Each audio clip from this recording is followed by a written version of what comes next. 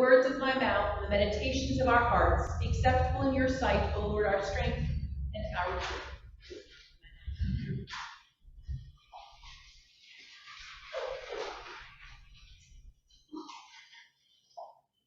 Have any of you ever seen that hilarious and touching Netflix show, Grace and Frankie? It's a great show.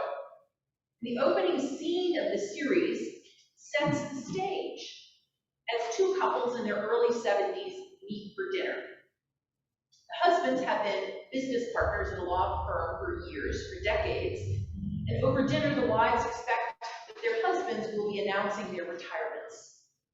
Instead, the husbands announce that they are both gay, that they are in love, that they've had a secret affair for 20 years, they want a divorce from their wives, and they want to marry each other. What unfolds, now these are both very progressive couples, so what unfolds is both humorous as well as poignant, as each of the characters comes to terms with this new truth of their husband's homosexuality.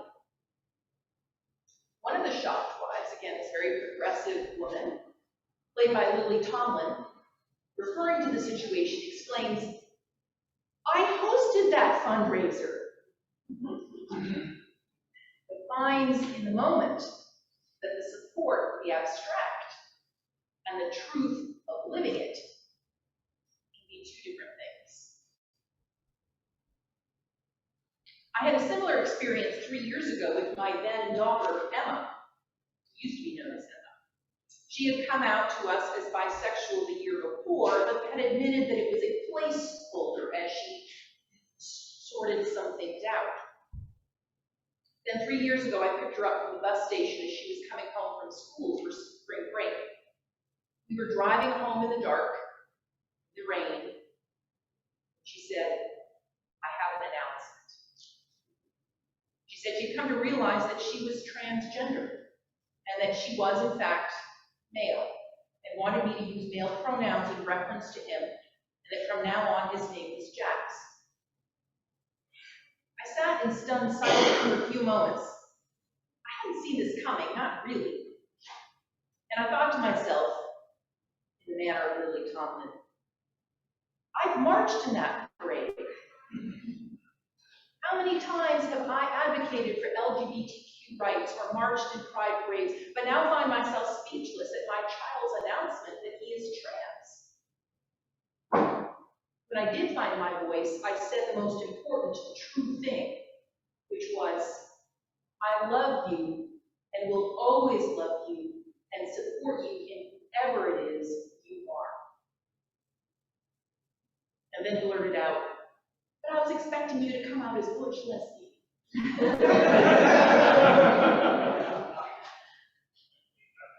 You see, I grew up in a world where people were either male or female, straight or gay.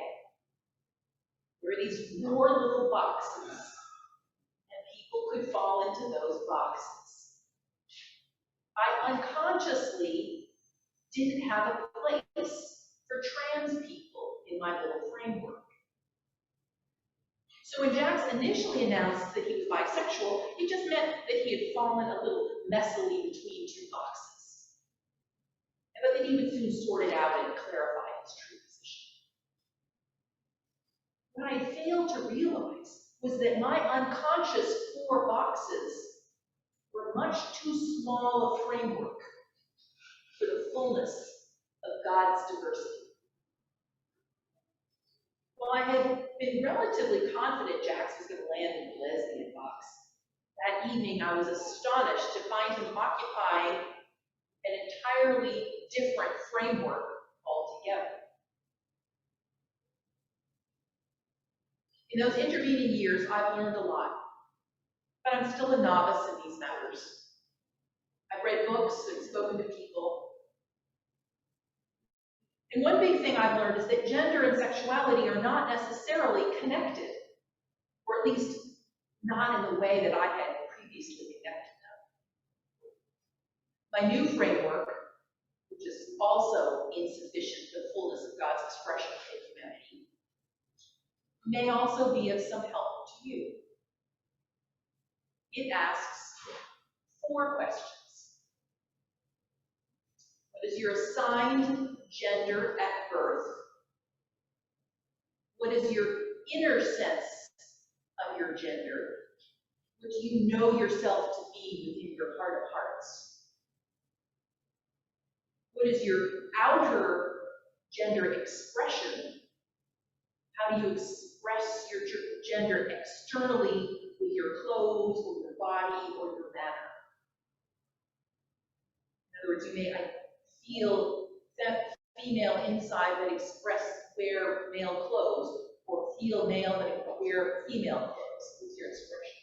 And then 4th question, to what gender or genders are you sexually or romantically attracted? Those 4 different questions, which are not necessarily connected. Well, most of us find our gender incongruence, that our assigned gender, our inner sense, and our expression are all the same gender, and that we're attracted to the opposite gender. Not everyone has that congruence. As it turns out, there are many answers to those 4 questions, which may be mixed and matched with astonishing variety. And there's also a sliding scale within each question, where the answer isn't necessarily male or female, but somewhere in between, or both, or neither. So instead of my original 4 boxes, there are actually almost an infinite number of categories. It took me a while to wrap my mind around the fact that my youngest child is now male. I still forget sometimes, but Jax is patient with my pronouns. And I am learning. My beloved child is still my beloved child. And he is exactly the same brilliant, funny, dynamic, kind, fabulous person he has always been. And I am still besotted with Jax as I am with both my kids. Being a parent is like that. Your kids constantly surprise you, and you have to be agile and flexible as the fullness of their God-given self is revealed. Because sometimes that revelation is unexpected, and you love them through it all.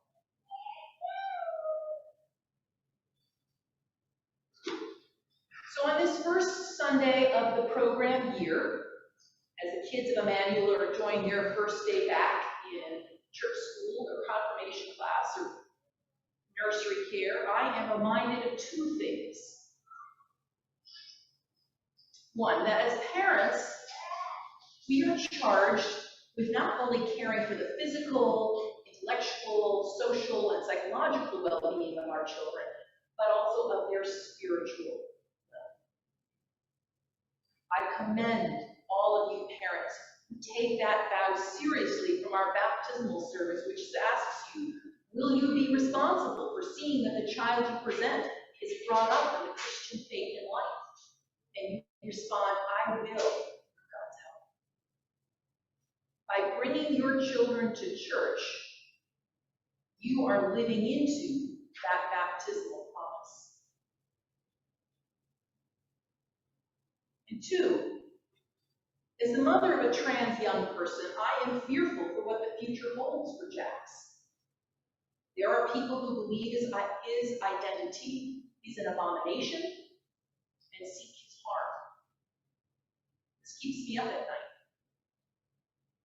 which is why I'm profoundly grateful that I belong to a church and a denomination which accepts my children and loves them as fellow travelers on life's path, and honors them as children of God, and welcomes their diversity. All of our children need safe spaces in which to grow and thrive, both in and outside their homes. So the acceptance and love of Christ and of parish community is profoundly important. Although my children are now young adults who choose to no longer attend church, I trust that their early life life knowing that they were accepted, and in their current life knowing that they are always welcome back, gives them a grounding with which to face the inevitable challenges of adulthood. Not all institutions or members of society say the same. I hope you find the same to be true about the church for your children and loved ones. So as Jesus models in the gospel today, where he eats with those who are considered both saints and sinners, no one is excluded from the loving embrace